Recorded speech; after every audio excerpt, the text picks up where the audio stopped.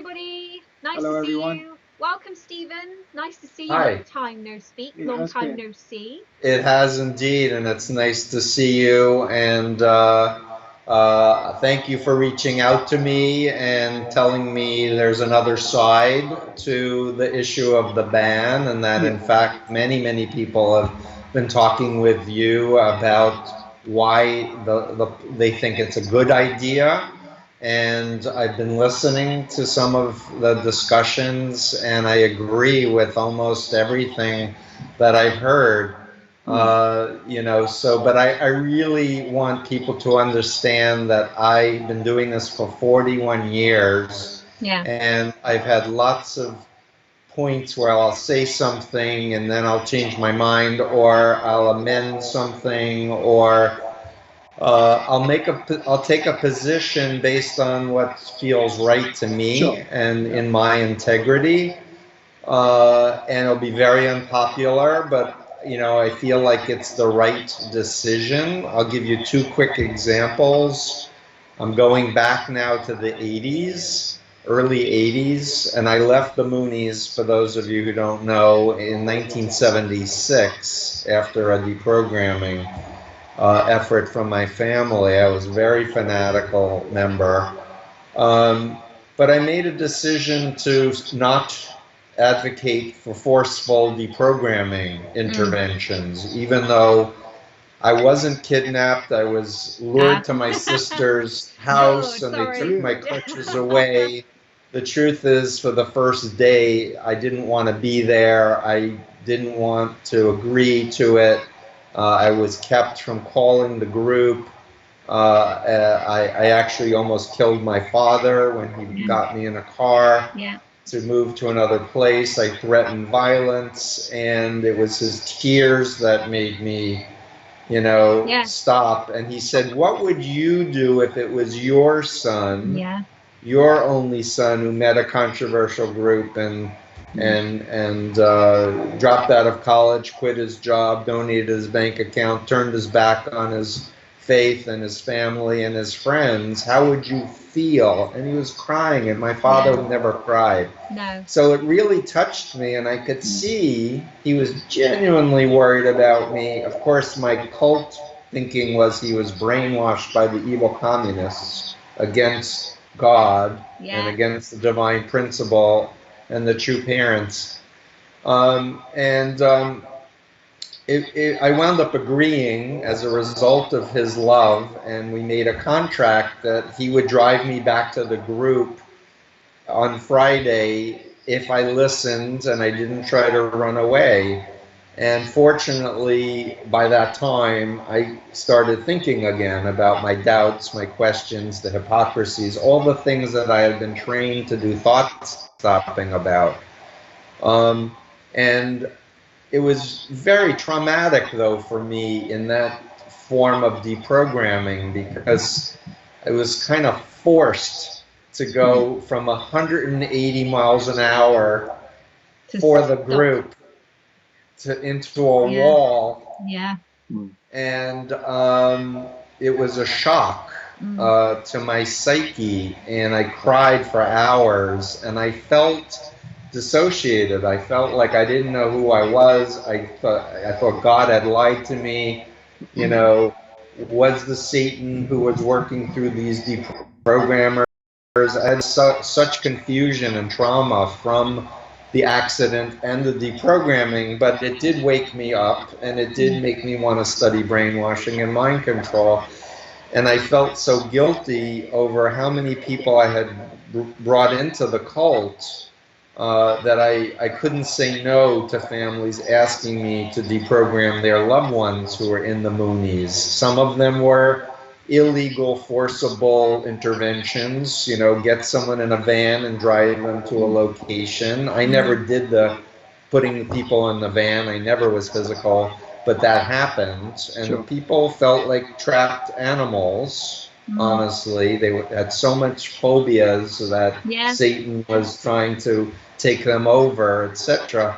Some of the cases were legal conservatorship cases where a family would go to a judge and say, "Your Honor,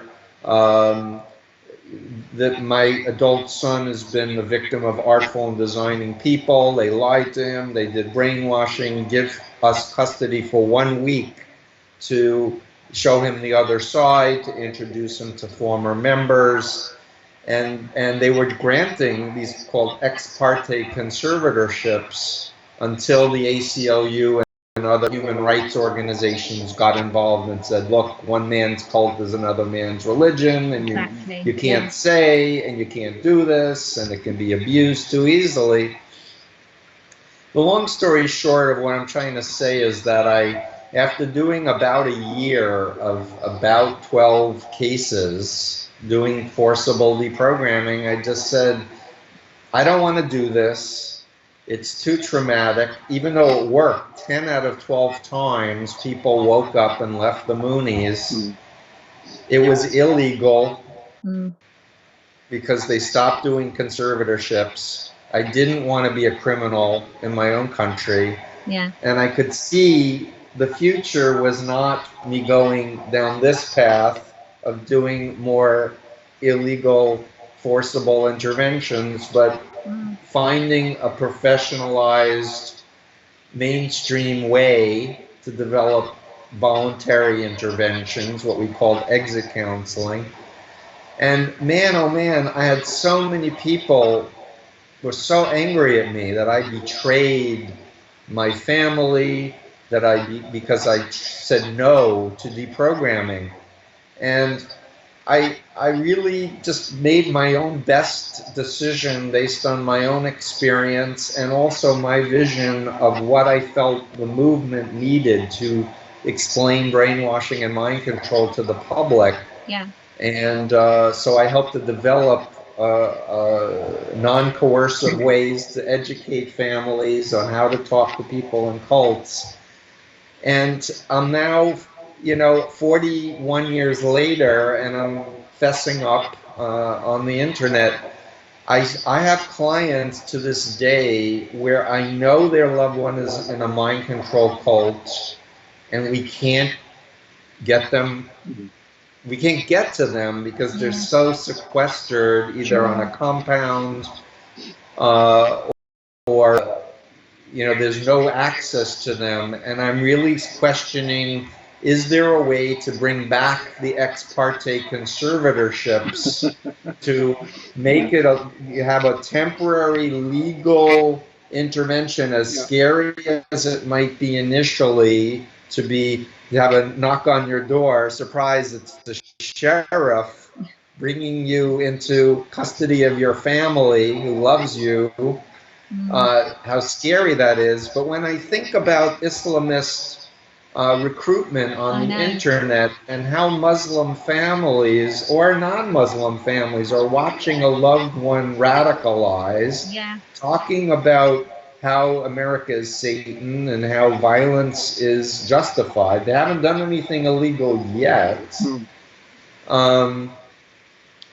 But they have no recourse. They have no option but to turn them into the FBI, which they'll be taken into custody and who knows what. And I've read accounts of families who've regretted that choice, or stand back and do nothing and risk, terrorism.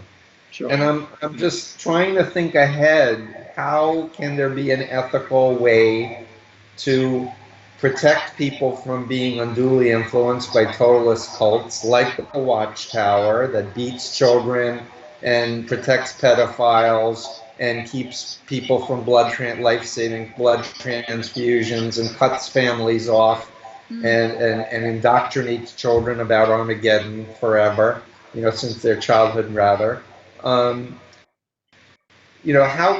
can we update the legal system in a fair way that brings undue influence, what we now know in the 21st century? So, but I'm coming back to this ban issue. What I'm trying to say is that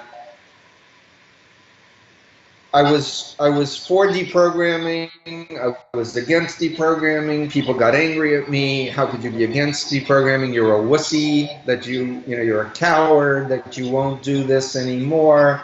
my own personal frustration around wanting to help certain clients who I knew 100% there, if I only could get to their loved one for 3 days away Yeah. from the group, Yeah. that they would wake up Yeah. because of the abuse and because of the quality of the former members and such.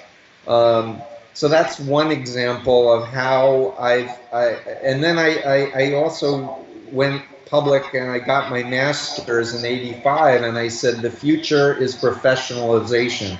We need mental health professionals. And all my colleagues who didn't have a college degree or weren't trained mental health professionals got really pissed off at me that I'm just trying to set myself above them and I'm better than them and etc. And it wasn't my intention at all. I was just trying to think of the big picture Yeah. and what's my role.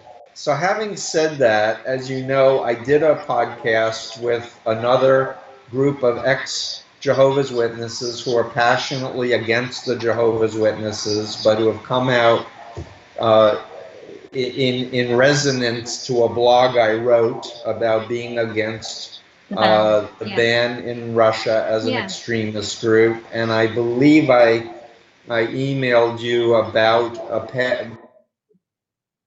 many years against Chinese government's banning of Falun Gong, and they're arresting people, etc.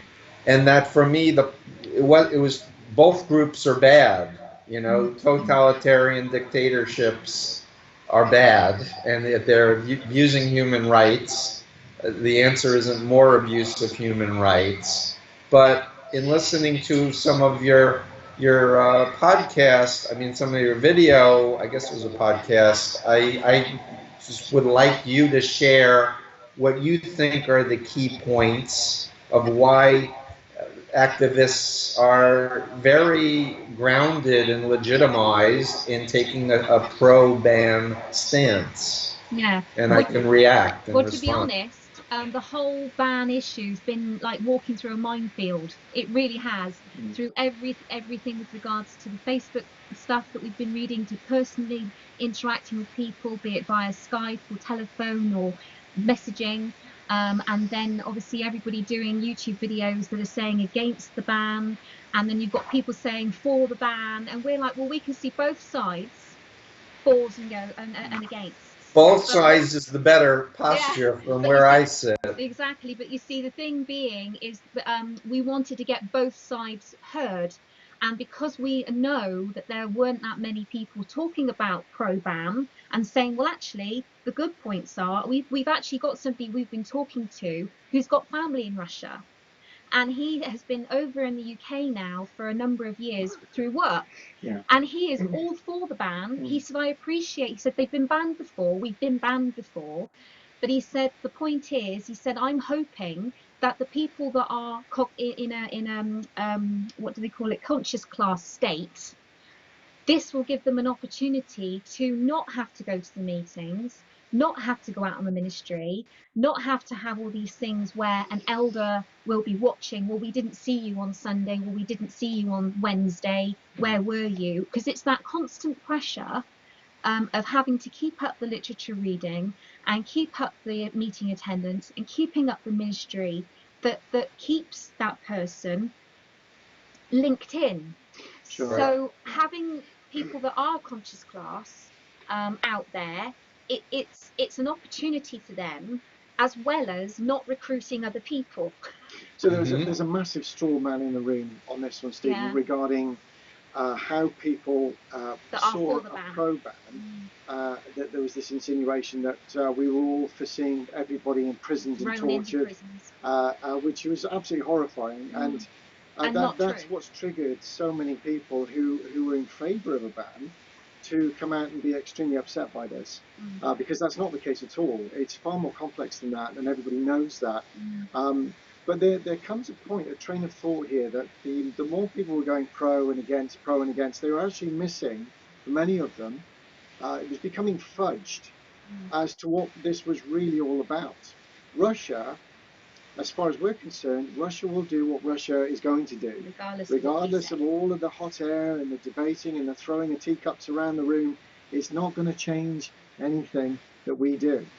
But the process of what the ban is all about and how authorities are going to look at the ban, and from an activist point of view, and many of us are activists out there, what does this actually mean for us? Can we use this as a springboard for other countries around the world to show why we believe that the Watchtower Bible and Tract Society is an extremist grouping?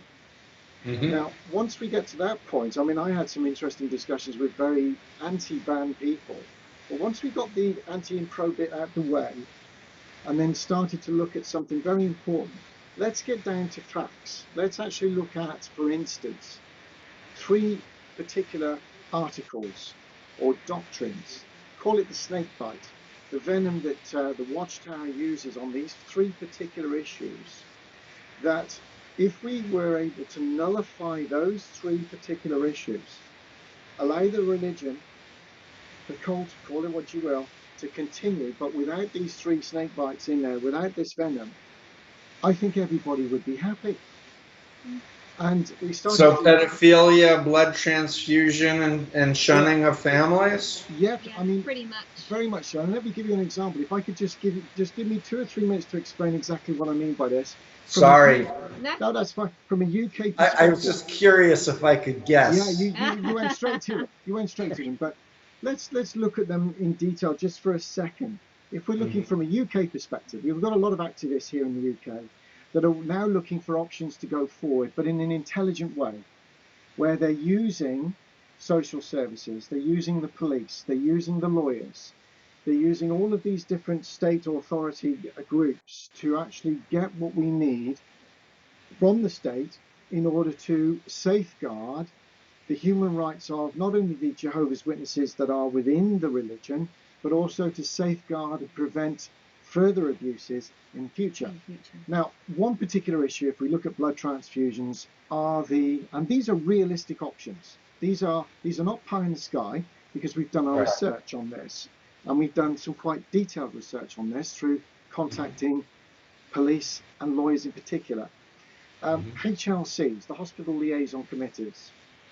We've been to the London Royal Hospital and other places where we've spoken to trauma specialists, and we've done presentations to trauma specialists. We've been there, done it, stood there, gone through the details. Now, one thing that always comes across, and the London Royal was probably the most profound. It was the profoundest, yeah. That they all said, there's no way, ethically or professionally, we can coerce a patient that comes in through our doors to change their minds from withdrawing themselves from a blood transfusion. And we totally agreed with that. We said, of course, that's the case. So why are you allowing it to happen? Was our question back. Total silence in the room. And they looked at each other and they went, and we are completely confused by, what do you mean? What do you mean? Why are we allowing it to happen? Because you have the HLCs standing by the bedside while you take a step back. Now, the more we talked about it, they were horrified, and they were actually very irritated that these people are actually allowed to be in the room. They're not family, and they're taking up spaces that should be family, and they're also influencing people, sometimes to death. Yeah. And now they see that as extreme. We see it as extreme because people are dying. It's a no-brainer. So we looked at this a little bit further, and we realized we've got a great deal of support out there, professional support, to start lobbying, protesting properly to the most people that actually can make this change, that can bring in the right type of statute and legislation to prevent these individuals from causing additional harm above and beyond the free will of the patient. Now that's realistic. Now that's just one, as an activist. So is that a ban on the blood transfusion issue? Arguably, probably not. But is it stopping abuses within the blood transfusion dogma from happening? Yes. If we sign me up, by the way. Well, that's the first. And I wrote a blog about the woman, the 27-year-old who died giving childbirth. It's horrifying. Yeah. It's shocking. And that's not an isolated case either. I and know. That's the sad thing. It's there was a woman a few years ago, one of the JW sisters who died. She gave birth to twins. Now those twins aren't going to be around. They're not ever going to know their mother because of something that would have been so easily prevented. Yeah. I've got an uncle that passed away because he refused blood. I've got a family member who I love dearly. Right. So just to I know you have two more things to come back to, but just know that we need to update the legal system's understanding of undue influence, which is a 500-year-old legal concept, primarily around wills and testaments, around somebody using influence to get somebody's inheritance away from the children.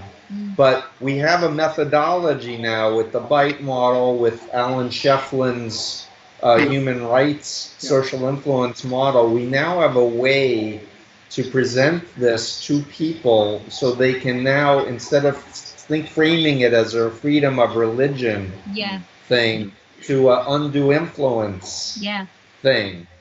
And in order to prove that people are choosing of their own free will, you need freedom of mind to have freedom of religion.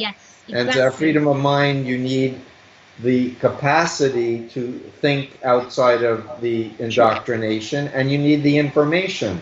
That academic information is vital as part of the activist movement. The two become dovetailed in making sure that we can actually reform and look for change. But this is all going to take a lot of energy, and it takes people to be out there doing it. So when they use the word ban, quite often ex-Jehovah's Witnesses are using the word ban. You could quite often just change that word ban and call it change. We're looking to reform. We're looking to bring in something as an alternative. But ban is ultimately what we're looking for here on certain documents. What we call the snake bite. Let me give you another one. The two-witness rule, very quickly. We all know exactly what that is. The propensity to conceal child rape and molestation. The Australian Royal Commission asked them 3 weeks ago, are you going to change this? They made it very clear, no, we're not going to change this. They're going to carry on. Therefore, something needs to change. Something needs to be done about this, because they're not going to. So what we've decided, once again, through discussions with lawyers, discussions with politicians, discussions with the social services as well, we've come to the realization that we have a lot more mileage there and credence to take this forward, to get statute brought in, and especially around the whole area of the mandatory reporting issue here in the UK. We don't have it yet. That would go a long way to blanket banning the two-witness rule, and it's done. Is that possible? Is it achievable? Yes, it is. Definitely. That's two. Now, regardless of the human rights issue, we see this as a human rights issue. Exactly. Because of all obviously, we talk, the both of us. We've come off YouTube now for a very long time. We hadn't done a video for over a year, not because we haven't been busy. Apart from the Mikey Q. We've been really busy with people on a one-to-one off screen, and with doing things here, there, and everywhere. So, and we've seen it hands-on, everything that's going on, and it's just. With the rape issues, there are a lot of cases out there, Stephen, in this country alone, that have not come anywhere near the courts yet, or the police. No. But we're making. I am aware of this. I really, truly, I am educated. We have Steve Gusick is on Freedom of Mind. Former member who was abused as a child, who was hit as a child, corporal punishment. Mental health professional. He's working with me to develop a curriculum to train people on this. That's fantastic. So we're totally on board. You're a busy man. Yeah, and all of that information is extremely valuable to us because we can use that. The third one, just very quickly, is looking at the whole area of shunning and disfellowshipping, and then the shunning as the consequence. Now, what from the shunning comes suicide. And we all know people with drug abuse. and alcoholism and self-harming and all the other dysfunctional things that come as a result, which society has to pick up the cost for this, the tab. Yeah. Correct. Now, once again, are we realistically close to being able to do something about this, to ban this issue of shunning? Yes, we are. We've got the domestic violence bill in this country. I know that America has got something similar. Within that, it's been amended back in 2006. Within that bill, the wording of that bill has all sorts of things in it, which, if it was amended slightly more, in fact, it doesn't have to be according to one lawyer, you're looking at psychological, physical, sexual, financial, and emotional abuse within this domestic violence bill. It could easily incorporate religious shunning. Right. So I want to just say, if I may, words matter, and imprecise use of words creates a lot of potential for abuse of what do we mean. And when I wrote my blog, what I was speaking about explicitly was a totalitarian, dictatorship using a state ban, in the sense that I felt Chinese government did to Falun Gong. As much as I hate both groups, I should say hate the practices of both groups that are harmful to people.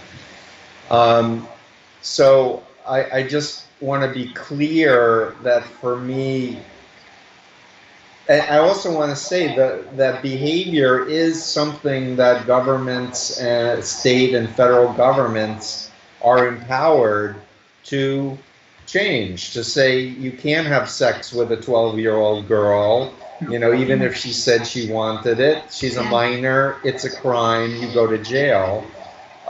We can, focus on behaviors that are contrary to all of the freedoms and human rights. Exactly. So I guess for me, another point that I want to say is that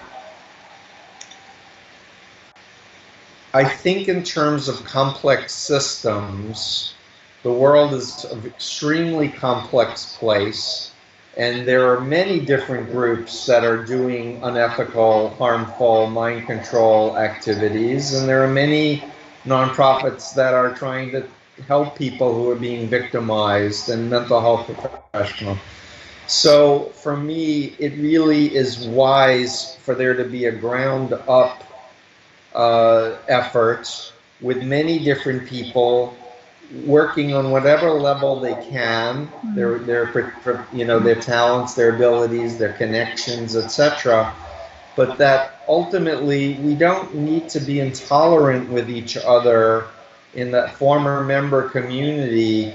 That, like, I literally had somebody message me, they're throwing out my books, they had liked me until they read my blog. And that kind of black and white, all or nothing thinking, as opposed to, he has a different point of view, I have a right to my point of view, we all have the same ends. And honestly, in defense of the ban side, I can imagine cult members seeing a former member or former members saying, hey, we're against Russia doing this on human rights, a confusion that could be helpful for them to question the group saying all ex-members are evil and bad. I see that good, but I'm definitely more on the activist side, where I've heard you say, look, this is an opportunity to get to the public abusive behaviors that are problematic. And so, yes, and do more, but I would just say, do what you can to reform the watchtower, but as you're doing it, keep adding in all these other other contexts or all these other groups that are harming people, because I think there's a value to the bigger picture. Absolutely. Steve, I looked up, I mean, exactly as you're saying. I mean, I did some research a few weeks ago. I kept some of these notes from female genital mutilation. I'm going through that one. We all know how horrific that is. But according to Wikipedia, there are 30 countries been involved in this, with over 200 million women they've assessed since 2016 that have been involved in this procedure. 200 million sounds high to me in my research. Wikipedia. That's Wikipedia for you. They did I'm unfortunately that's not reliable. I wish it was, but anyway, it's horrendous. It is. It's horrendous. But this comment underneath, this is it runs in parallel to what you were saying with not just our activism within this little bubble of the Watchtower. It's a much bigger issue, but the type of opposition that you can face. It said, and I quote, "The opposition to the practice is not without its critics, particularly among anthropologists who have raised difficult questions about cultural relativism and the University of Human Rights. Namely, they should be left to get on with it if it's part of their culture." Now, this sort of thing, you could parallel that with some of the things that we've been saying, and not just us. There's a whole army of activists out there that have said this, and this need to go. And once they're banned, they're out the way. The religion can do what the heck it likes. Now, others have said, yeah, but then you're actually interfering with the human rights of that issue. But from this perspective, we're very much looking at the core membership and the hazards and abuses it brings upon them as well as others. And it's a no-brainer that when you read things like this from another source, that although there might be cultural issues involved, it is better to ban it on the grounds of the safety of those young girls being born today, that they don't become mutilated for tomorrow. Or legislate that these activities are destructive and hold the leaders accountable. We really are after, I think, the same end point, which is helping people. Exactly. But what's been missing from, and I have a 41-year, lens on this. What's been missing is updating the legal system to the 21st century knowledge of social psychology research and neuroscience. There's an incredible book called The Holocaust Lessons by Cooperson about the harm of hitting children, the harm of corporal punishment. It's overwhelming research.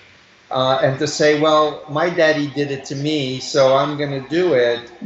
If you understand it's actually harming the brain cells of your child and is creating a culture of violence, but Cooperson has been trying to get a law passed in Congress to protect children from beating. We've got a ways to go, but we have to use the research, work together, because that's a fourth thing you should add in your list. When we were I know, but that's a biggie. Abusing children physically. I was beaten, Mark was beaten, but I remember the most horrific thing I'd ever seen was actually in our last year of being Jehovah's Witnesses. Oh my God. There was a young Polish family in our congregation, and they literally pulled their son up by his arm, dragged him through the back, and leathered this boy on the front door of the Kingdom Hall. in I've public never road. seen a boy or a child or anyone beaten like I saw within that an inch child of his beaten. life. And it's so horrible. There's a cult called Messianic Communities, which is a communal Christian, I use it in quotes, air quotes, that would use a wooden stick and beat children to a pulp and keep children from medical treatment. That's another area where there have been medical exemptions where you can pray for a child who has 105 fever instead of bringing to the hospital. That law has to go. Sure. There are so many. I mean, we could talk about things like the witnesses that are raped And once they then face a judicial hearing as a victim of rape, to go through that all again. They could be possibly disfellowshipped for porneia. If they didn't shout loud enough, or what they were wearing was an indictment. Yeah, we're blaming the victim. It was their fault. Right. Well, at the Royal Commission, when they were talking about the shunning, for example, the two elders being interviewed on the stand actually turned around and said, well, it's the person who leaves, shuns the congregation. Sure. Turning it again on that person rather than it being responsible as an organisation for telling its members you've got to shun that person if they choose to leave. So it's the way they twist everything, and it's to us there are extremist points within that pseudo religion. We're not afraid to use the word extremist because it is extreme. Some of the things that go on are very extreme, and they're not normal practices outside in the street. These things are extreme. So when the Russian ban... I would just interrupt you. Please just say that in the mind of a lot of people, they equate violent extremists with extremists. Yeah. And I prefer to use destructive cult as a set of words. I would just urge you for your effectiveness to say this is an extremist group. It is not a violent extremist group, but it's extremist or it's not we have to talk about words and how to frame it. Off people's heads, Well, but it's funny because obviously the reason why we use that word is because that's what Russia is using as an excuse for banning extremist cults or extremist religious groups. Yeah. So I want to tell you a quick story, if I may. When the Soviet Union fell, I was brought to Moscow by a group of psychologists and psychiatrists for a week.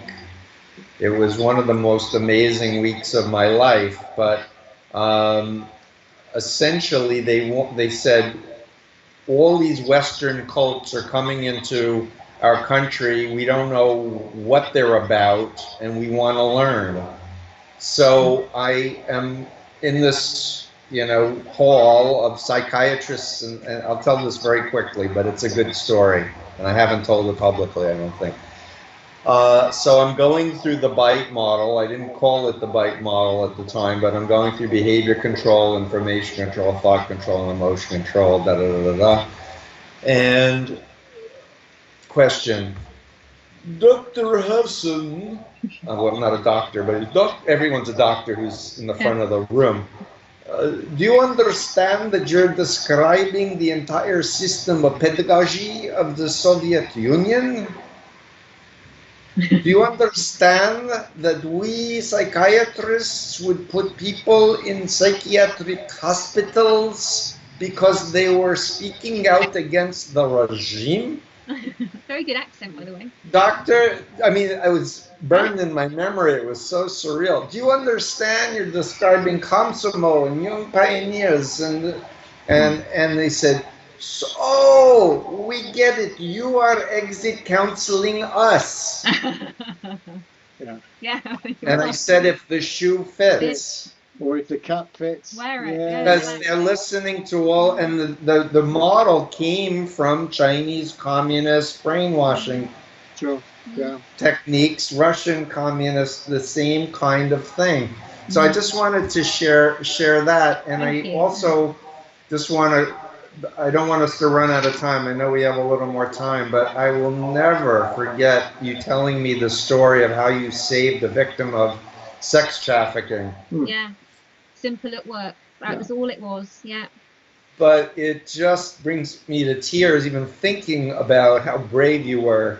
Yeah, it was a nerve-wracking day, and those people, I've since been back there a few times.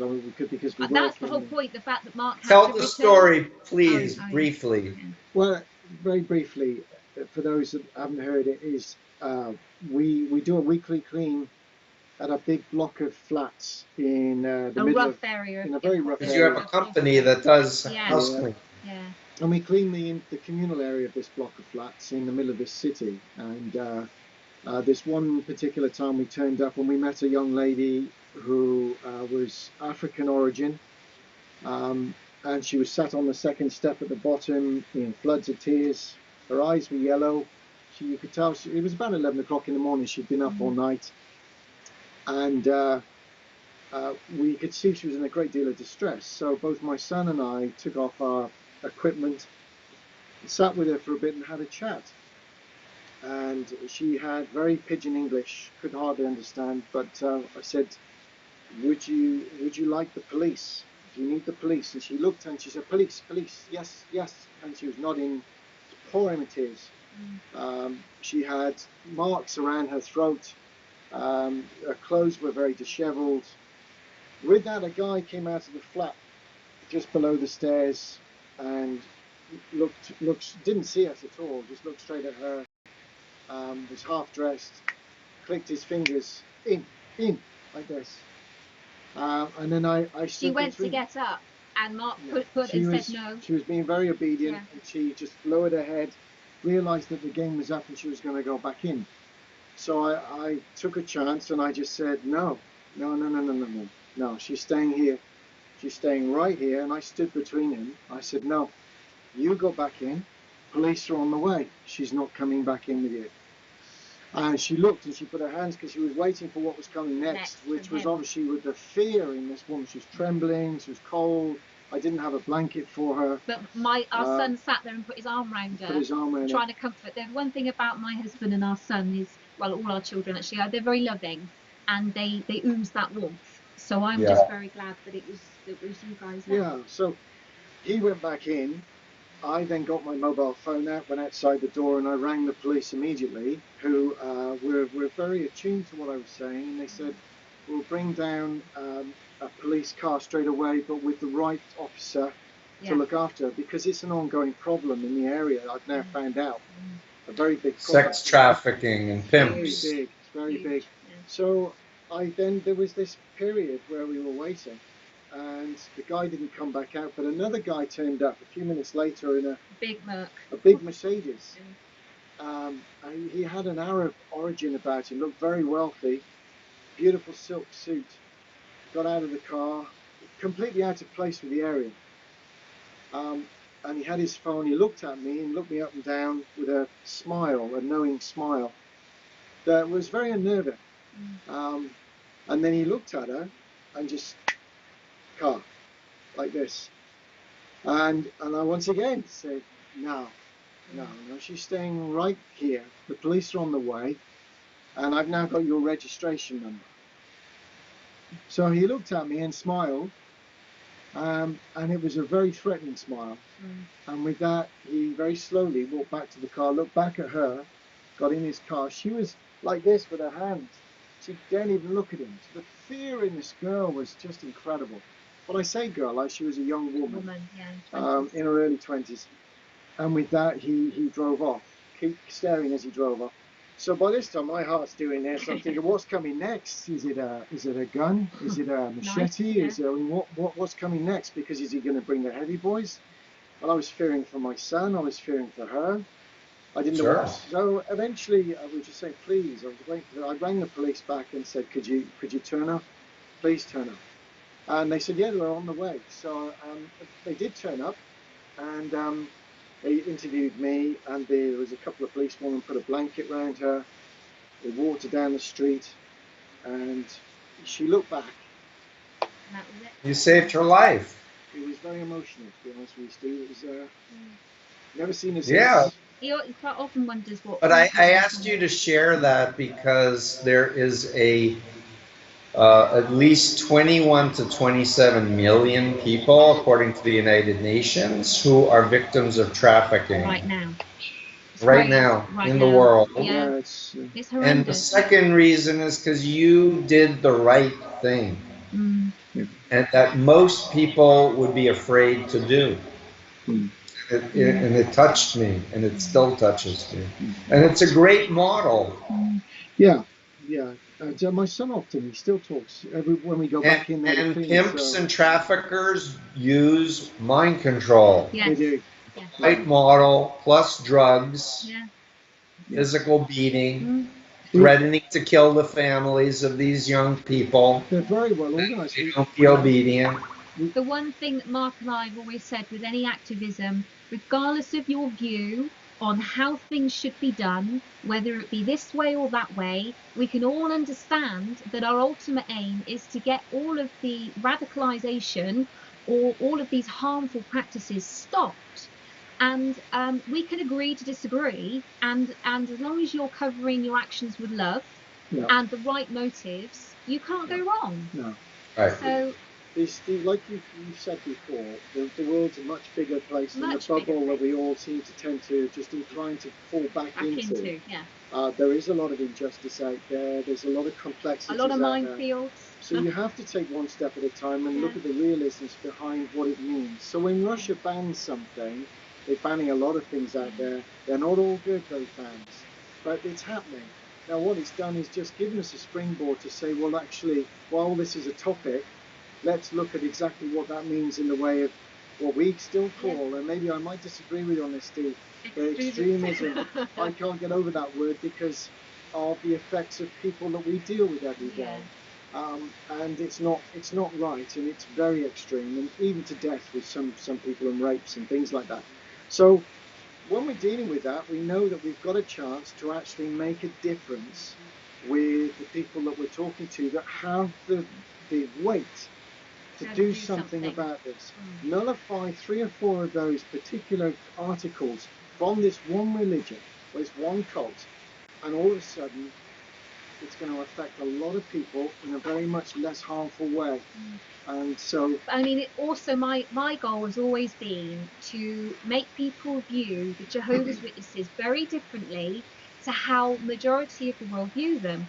All they think is they wake you up on a Saturday morning.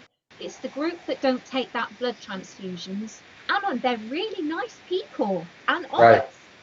I want to smash that idea. So the fact of when Russia says, I'm going to ban this as an extreme, and it's going to go along with the Moonies and the Scientology and whatever else they want to ban, the rest of the world looking on, I'm hoping, are going to go, well, why would they do that? Because the Jehovah's Witnesses are only these 3 things that I know about.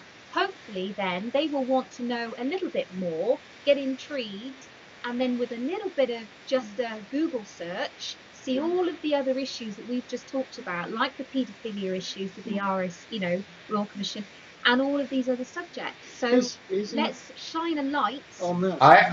I think it's great. I think that I think especially when there's an article written or a TV segment done on Russia banning, it's an opportunity for you to write in comments and respond. And they're listen, again, a 41-year lens. 1989, the year after Combating first came out, I get a letter from Randall Waters, former Bethel elder, saying, loved your book, underlined it, how come you didn't mention the Jehovah's Witnesses? Yeah. And back then, by the way, there was no email or cell phones. This was a letter. Anyway, we talked on the phone. He said, you described, the organization I've been in for a really long time. I said, teach me. He said, come out to California. I have a whole bunch of ex-members. We went through Lifton. They educated me. And then I went back to the counter-cult folks. At the time, it was the Cult Awareness Network and the American Family Foundation, which later became ICSA. I said, the Jehovah's Witnesses are a mind control cult. You know what they said to me? No, they're not. And I said, yes, they are. I said, why do you say they're not? They said they're too big and they've been around for a really long time.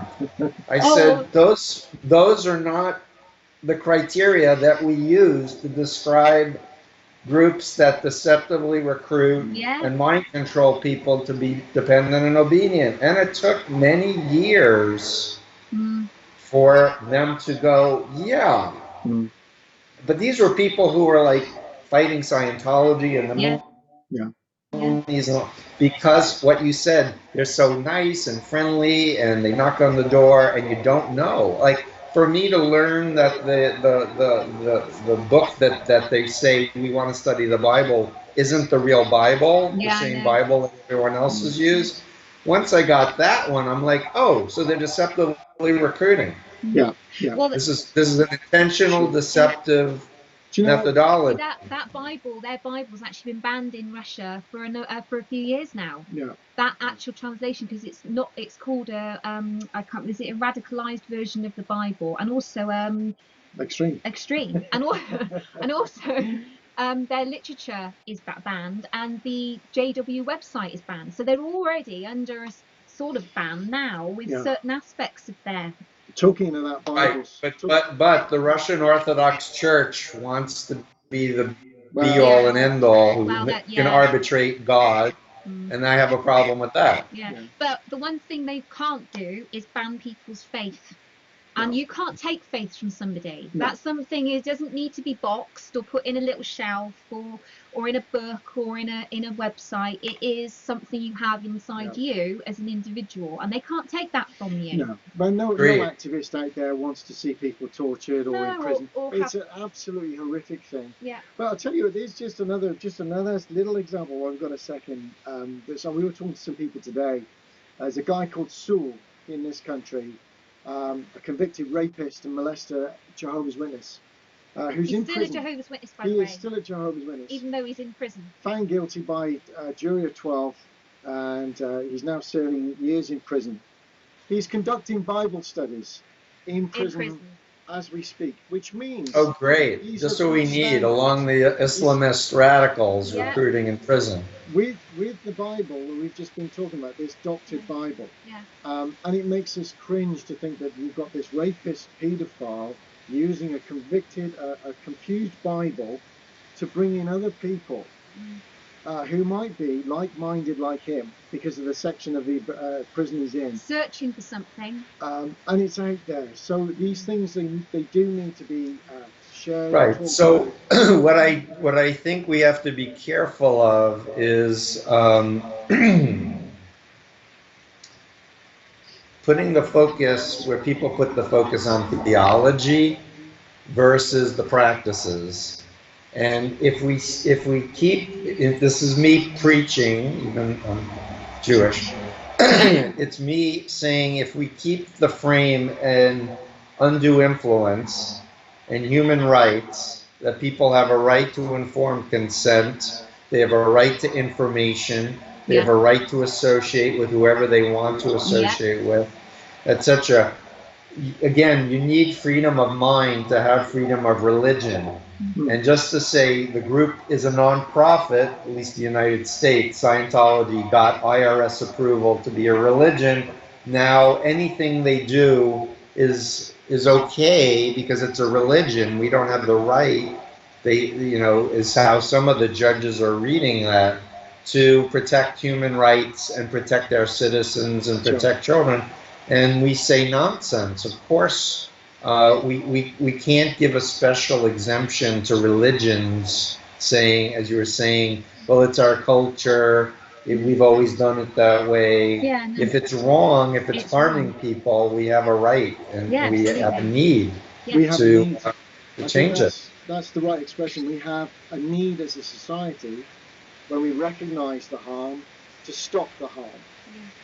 And that overrides every single so-called human right in order to protect the human rights of future generations.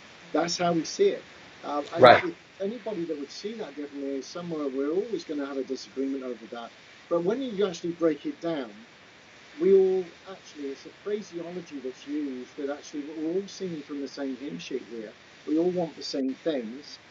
And it's important that the whole ban issue is looked at with the right perspective. We can't change the Russian perspective. It's going to happen. It is happening. But I think the better way, from my point of view, Mark, is just to also label Russia as a totalitarian dictatorship that suppresses free speech and kills journalists and anyone who speaks out. And as much as we don't like that, we think they're onto something about calling these groups harmful to Russian citizens or something. In other words, don't. Well, I'm looking at it. There's 170,000 Jehovah's Witnesses in Russia. against the millions there that now hopefully won't be indoctrinated. Once that ban comes in without them being able to go and pulling other people into this cult, then those people may have an opportunity. There might be people thrown in prison. I don't know. Nobody knows how these people are going to be treated. I'm pretty sure that that's their modus operandi if anyone challenges the regime. But the other side that worries me is that it will drive the group underground. People will have less contact with normal citizens. There'll be less of an opportunity of education. But they don't have that relationship with the normal citizens, and anyway, they're already because they're considered anything other. So you don't think the average Russian citizen will label people that they meet and demote them in their mind as being tainted? With Jehovah's Witnesses, they do that to the average from the research we've and the people we spoke to about the Russian perspective on Jehovah's Witnesses, it's a massive deal. When someone becomes a Jehovah's Witness in Russia, it's seen as, whoa, what the heck are you doing? Because they don't have many children. It's usually one child per family. It's very different. And if that person, one person in the family, becomes a Jehovah's Witness, they try to then recruit the rest of that family. Well, our view is the majority of the people that witnesses tend to recruit are vulnerable ones in society who are looking for an answer for somebody who's they've lost in death, or if something's happened to them, they're looking for answers. And when the witnesses come a-calling, they see them as an answer. Whereas if they're banned, if they're not allowed to go and preach openly about what their cult can do. No, I that makes sense to me. That's good. And you know, I guess what's happening now, as far as I understand, is it's in the court and they're deliberating. And so we'll wait and see what they decide. But it's an interesting conversation in terms of how the world looks at religious groups and what is seen as legitimate and what is seen as extreme or destructive. Eric Curry, who's done shared through a YouTube video of his own experience with his family in Egypt, where they're also banned and have been for a very long time, and the way that they are treated out there. And that's a very enlightening video, and on how the witnesses have reacted to it, how they're dealing with it, and how society's just getting on with it. And so I don't think it's as hell and high water as people are thinking it's going to be, anywhere near. I think this will settle down. But the interesting debates that come from it are things that we can springboard from as activists, and that's exactly where we're going with this. So there's good points, there's bad points. No, we don't want to see anybody thrown into prison. We don't want to see them hurt. No. But those are all ideas at the moment as to what could happen. But then there's also a lot of other good, positive things that could happen. So there's like, well, if Russia does it, we'll wait and see. It's not in our hands, it's in Russia's hands. But as we said earlier, those articles that you can actually make a difference and look for change on, or as some call it a ban, we call it a ban, get rid of these really distinctive, harmful policies. Get rid of them through legislation, get the authorities involved, and then all of a sudden, this is one less harmful group in the world that are still allowed to go walking around. Agreed. I love what Australia did, but the question is how to get it on, develop it and bring it to other countries. How do we stop issues like the ban in Russia becoming a minefield within the XJW community or wherever else it is, without things going off here, there and everywhere? Let's make it all where we can actually talk about it and it be positives, negatives, whatever, but we're all still united, as you say, with the one goal at the end, which is we want to see harmful practices stopped and healthy options if somebody wants to have a faith or not have a faith, for them to have their own mind to choose and be free to do so. Freedom of mind. So I'm going to need to go, but I just want to appeal for respectful, thoughtful, not impulsive or reactive, thoughtful, responsible interaction with one another,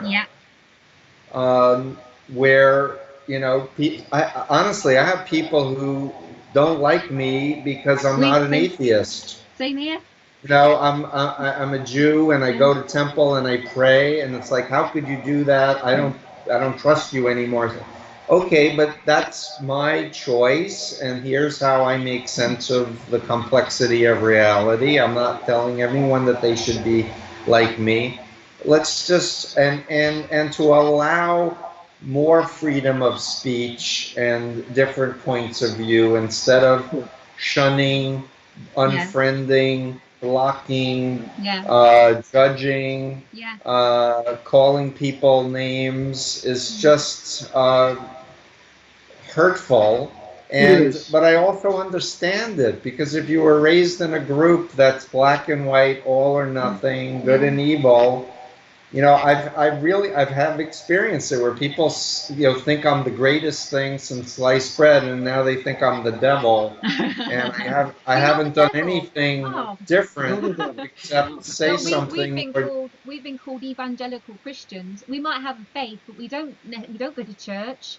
We, you know, read our Bible, we pray as and when we remember and when I feel, but we don't force our faith or our beliefs onto anyone. We never have done, never will do. You know, we've got atheist friends, we've got a couple of Wiccan friends, we've got people who are Jewish, Buddhist, Muslim, everything, and we are friends with all. And it speaks to where I think people are healthier if they have a diversity of friends and contacts, as opposed to just being in a little, you know, closed system.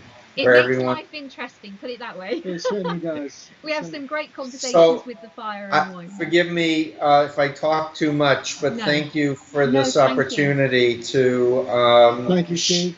Give the other side of the question of banning, and where, you know, why so many people in the XJW community are taking that position. And I think ultimately, if we educate people about undue influence, the difference between ethical influence and undue influence, and the big picture, and talk about the witnesses, but also in the same breath talk about totalitarian regimes or Scientology or the Moonies and other groups, I think we're going to help raise people's consciousness of the difference between, you know, a healthy versus an unhealthy. I agree. So, yeah, I agree. Thank you, Stephen. Thank you, Stephen. Thank you so much. Send me a link. It's been fantastic talking to you. Likewise. We say goodbye to everybody. We say goodbye. Much health and success. Cover everything with love. It works. Okay. Thanks. Thank Bye you. for now. Bye-bye.